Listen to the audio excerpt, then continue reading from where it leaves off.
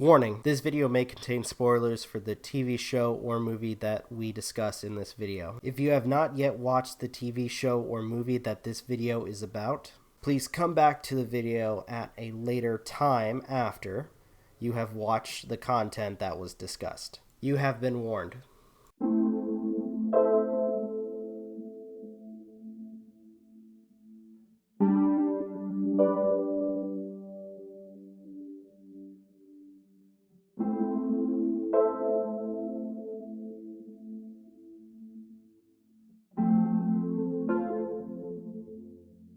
So, I wasn't sure if I was going to make this into a double feature, but considering I haven't talked about the first one, we are going to go ahead and do that. How's it going, everybody? This is Rob, and we are going to be doing a spoiler discussion of both The Shining as well as the sequel, Dr. Sleep. And this is something I actually wanted to talk about for a while, and I haven't really had the chance to. I went and rewatched both films, because I would say, to some extent, they are very, very interesting films. And I know with the whole controversy with Stephen King not liking Kubrick's take of it, and I can understand that. I mean, looking at the mini series that he did, or at least Stephen King tried to do, where it showed the true progression of the Jack character.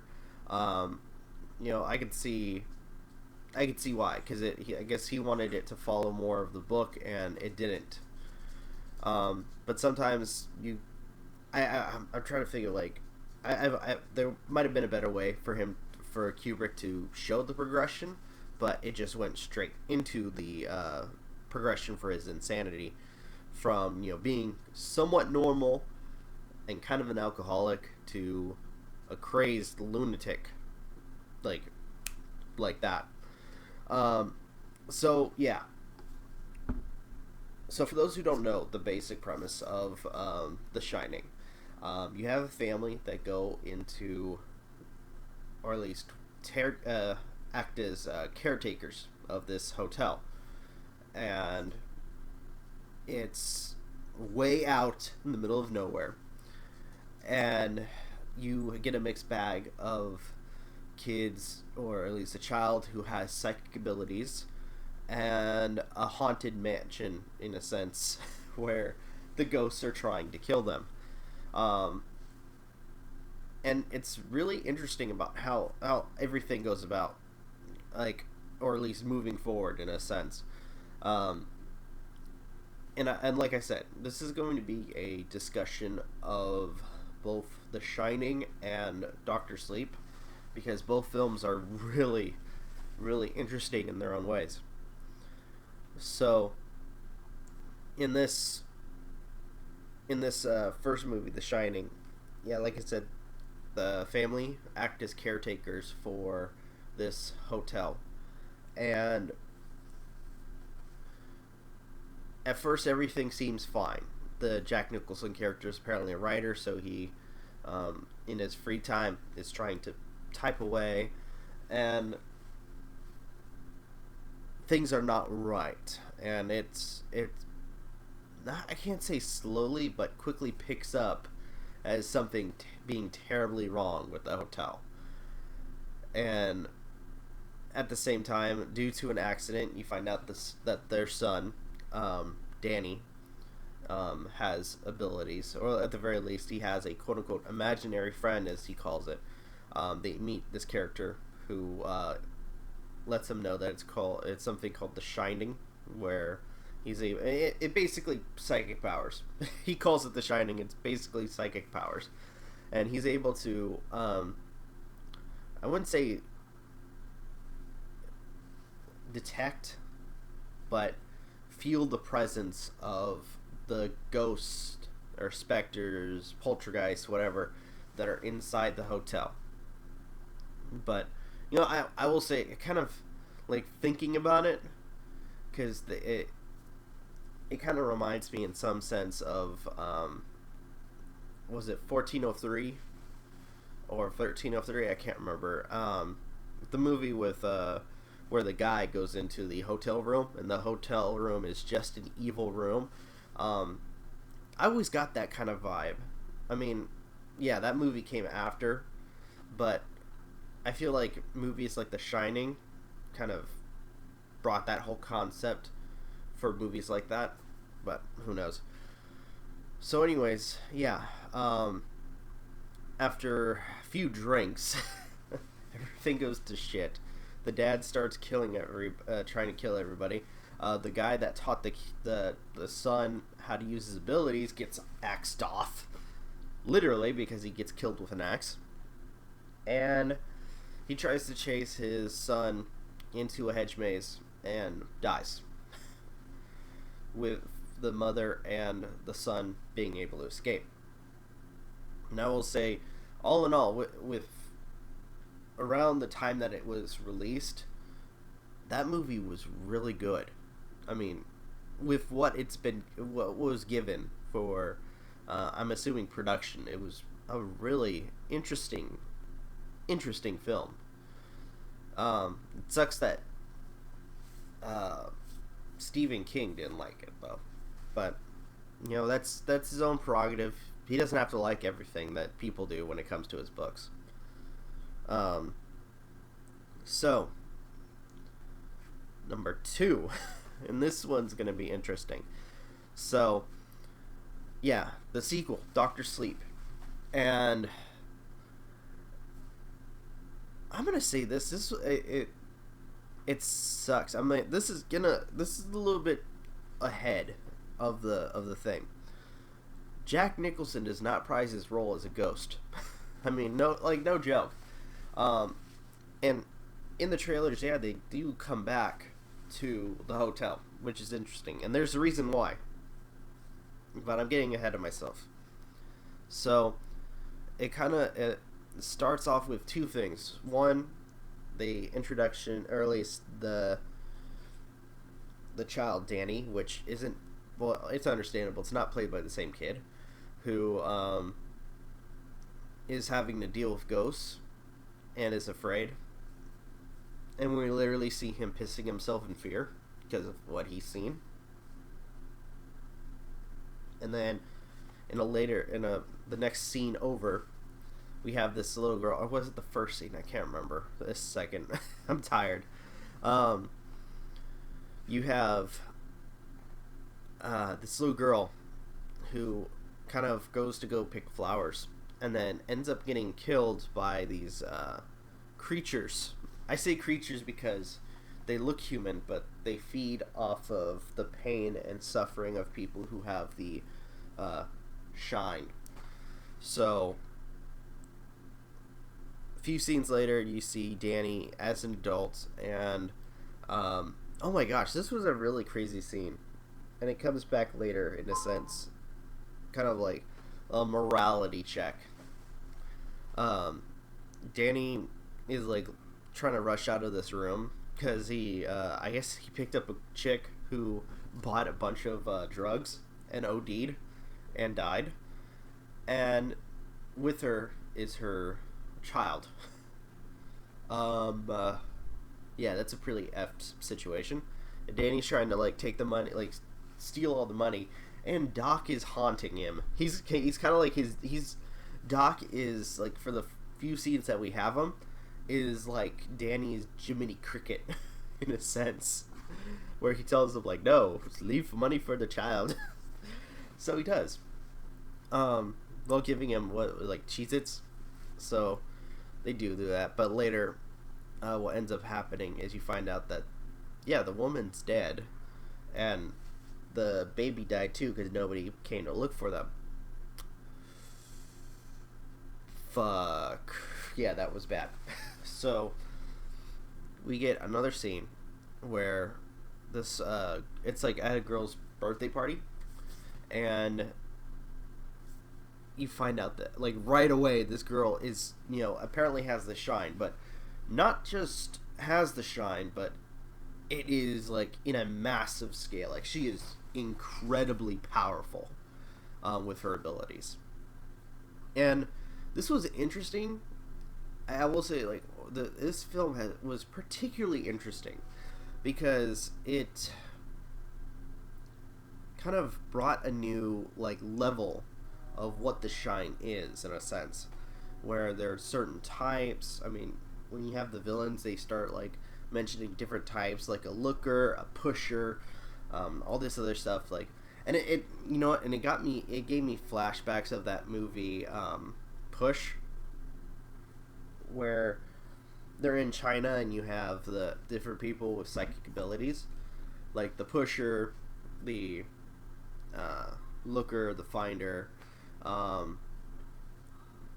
was it like the sneak or something? I can't remember, but oh my gosh, there's so many of them.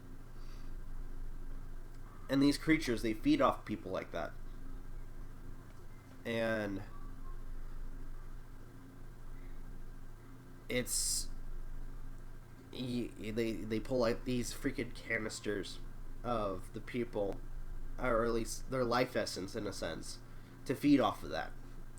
In fact, in one scene, they find a teenager who apparently lured an adult, like this creepy adult, into a theater, and then proceeds to push him, and then cut his face up and make it as if it was a rattlesnake bite. That's fucked up. But and I feel like this was a political thing. I don't know, but whatever. I don't care. She dies in the end. Yeah, I know some people get offended. She was a one-dimensional character, and there's nothing about her. She gets killed, just like some of the other people. She was literally just cannon fodder. But they also make her go through the creatures, including the one that's leading them, called what was her name? Rose the Hat. Transforms her by having her eat the life essence of somebody they previously killed. Danny is visited by Doc on occasion, and there's this one scene that was really interesting. Actually, no, sorry, there was a scene earlier on. Okay, I fucked up because I almost forgot about this. So there's a scene earlier in the movie where Doc is talking to Danny, or no, it's not Doc. It's, oh my gosh, I can't remember his name. I kept calling him Doc, but you know, the one guy, the black guy that gets X'd off. I cannot for the life of me remember his name. I wish I did, because this would make things easier. There's this scene where he's talking about closing up certain the ghosts, because the ghosts are following Danny, and he talks about this box and says that when you pretty much to use these boxes to lock up the ghosts, and that's what Danny does. Like later in a later scene, Danny is still on the run. He is, as he puts it, on the run from himself. He is an alcoholic, possibly doing drugs, and has nowhere to go. He meets this one guy who apparently who sees right through him, and we find out that he's from AA. Gets him a place to stay, and helps him with meetings. And sure enough, everything's working. And one night he starts seeing somebody messaging him on the chalkboard. I guess this chalkboard that is in the room. So that's interesting. And a few scenes later, there is this moment where you have a baseball game, and this kid, they're talking about how he never loses, he always knows what the pitcher's doing, what the hitter's doing, etc. And you find out that a couple of these people are part of that the group of creatures. So they proceed to kidnap the kid and torture him and kill him. And oh my gosh, this was very, very horrific because the girl that we mentioned, who's a little bit older now, is witnessing this in her dreams, and I guess to some extent feeling it, and she is traumatized by what she saw. In fact, so much that she ends up contacting, because she's been in contact with the person who's been messaging Danny is her, and they get into contact with each other, and he feels her pain in a sense and asking what's wrong, so on. Later on, you find out, or at least Rose the Hat finds out that somebody was watching them, and sure enough, this girl tries to see where they are again and again, and this Rose person, who apparently seems to be very powerful, flips out when she discovers that I think her name was Abigail, the little girl who had this really strong connection to the Shine, is like way more above her league. I mean, there was a couple scenes where Abigail overpowers her with her abilities.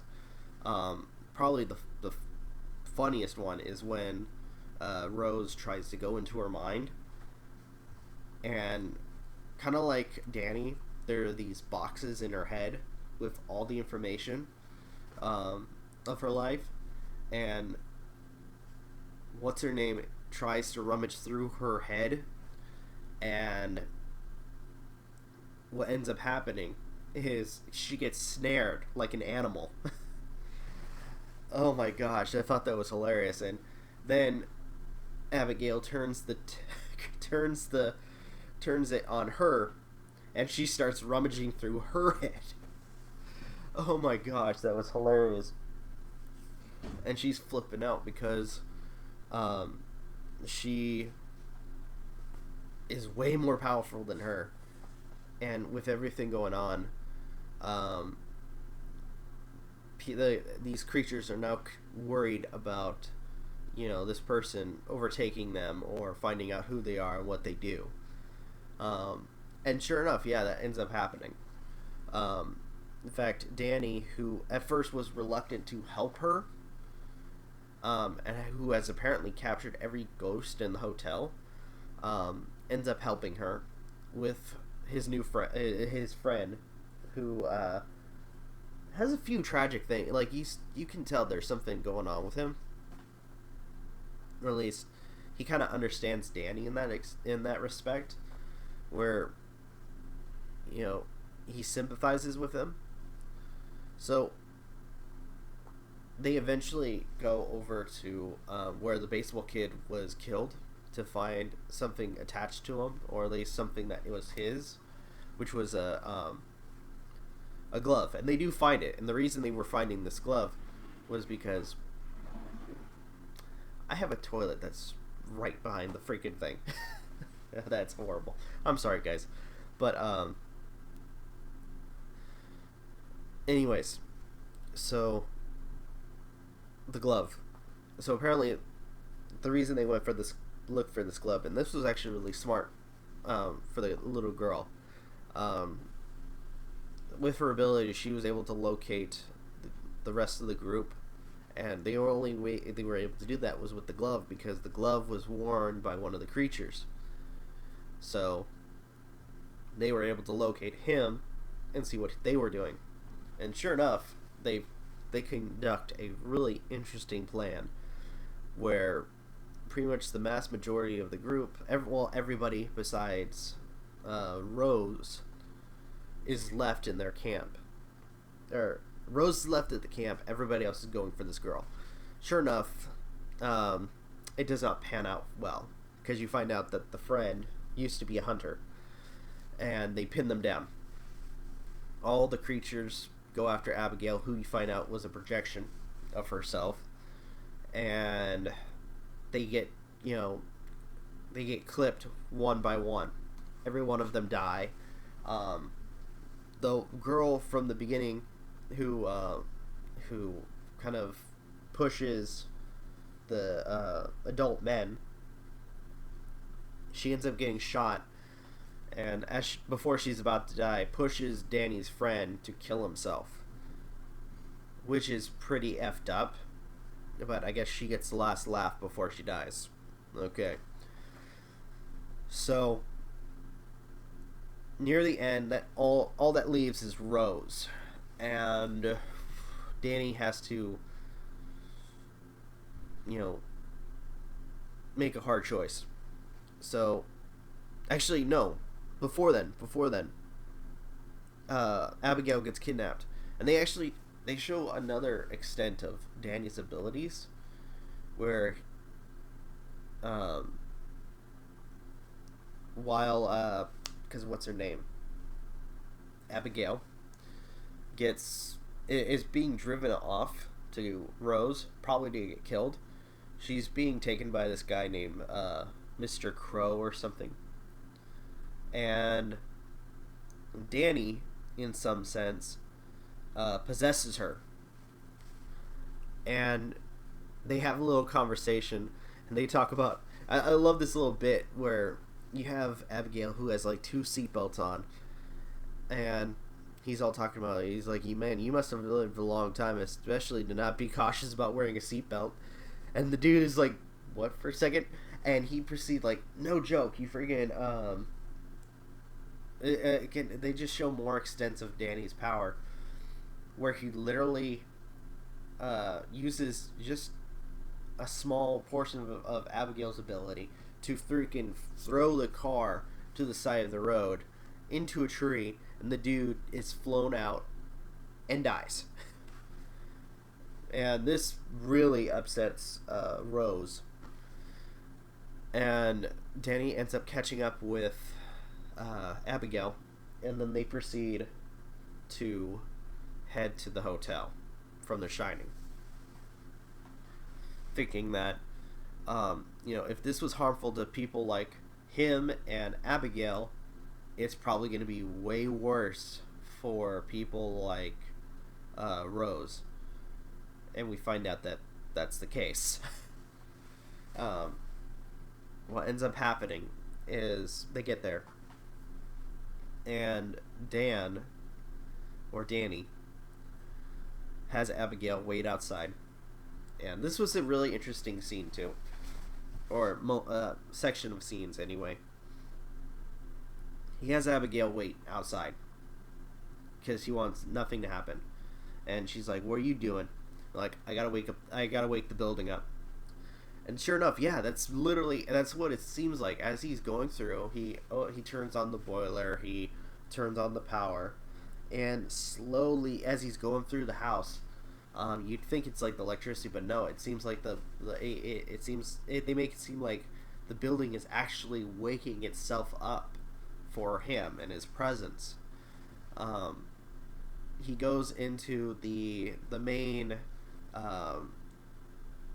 like celebration hall or something, and this was actually a really interesting scene, where he sits down, actually the same exact spot that Jack Nicholson sat for his part, and a ghost pops up.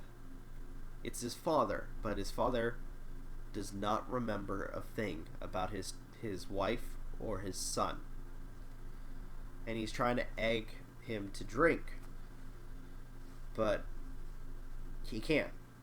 Danny can't drink because he wants to be better than his father. And he's like, how could you drink? How could you abandon your wife and your son? And he goes off talking about, like, kind of making it out like, kind of using this analogy or something that, alcohol is like medicine. It dulls the pain, it dulls everything.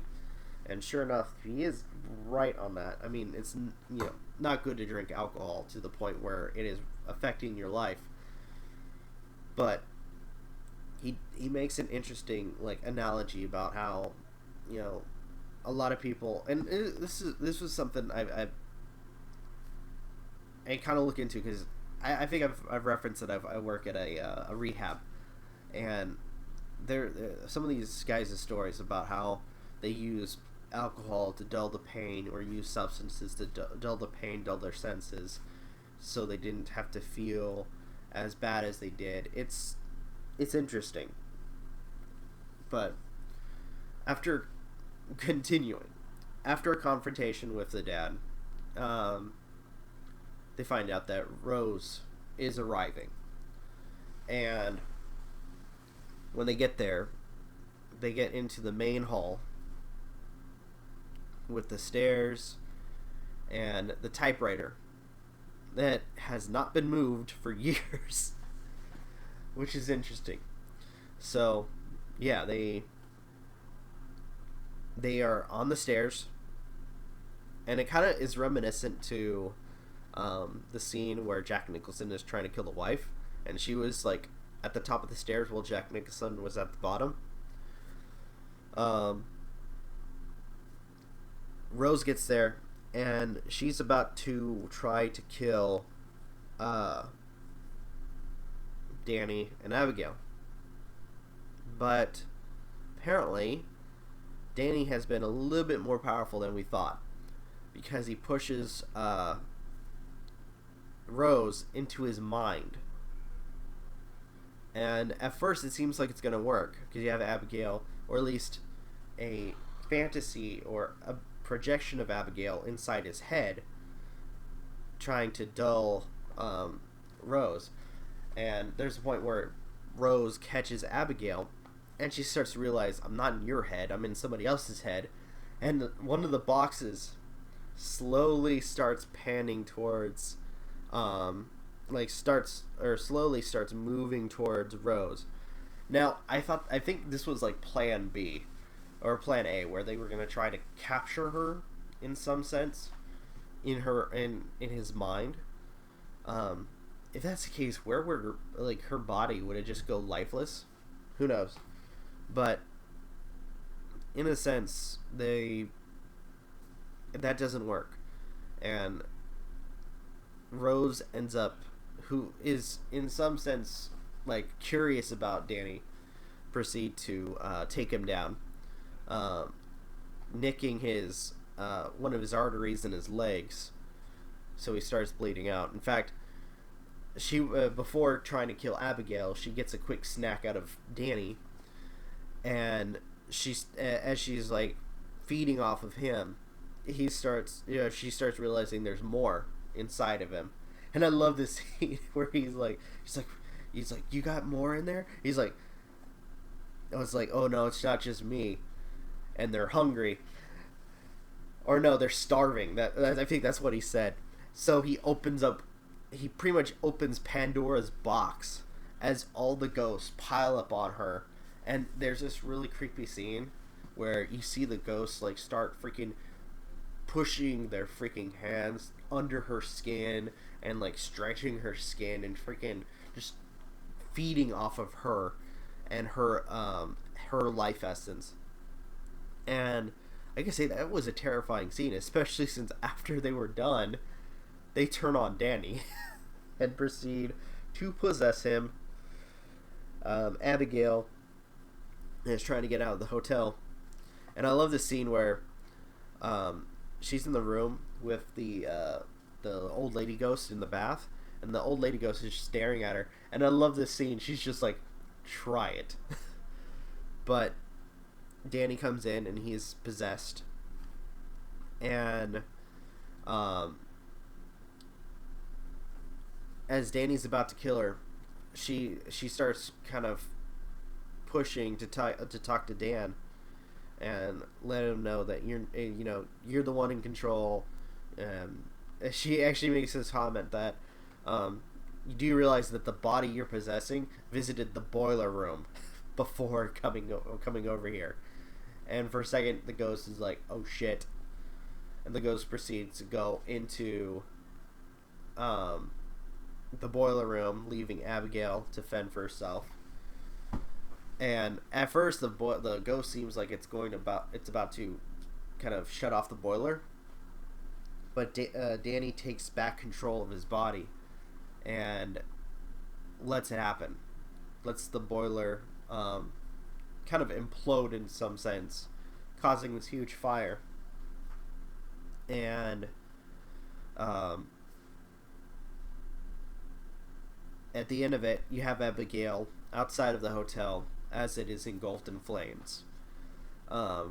Abigail, in the next scene, is with her mother, and Abigail is talking to Danny, who is now a ghost. Like, at first, I thought, because she talks about how she felt him and that everything was okay, like, I was starting to think about it. I'm like, did he survive? But sure enough, no, he didn't. Unless, of course, they make a sequel and they imply that he somehow got out. But all in all, he did.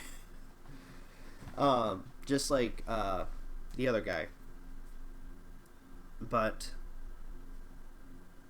he goes off, and I love this scene because he kind of goes back on what he said to the other guy, that he wanted to just hide, but for Abigail, he says, to share her shine with everybody, find others like her, and I'm assuming that's what they end up doing.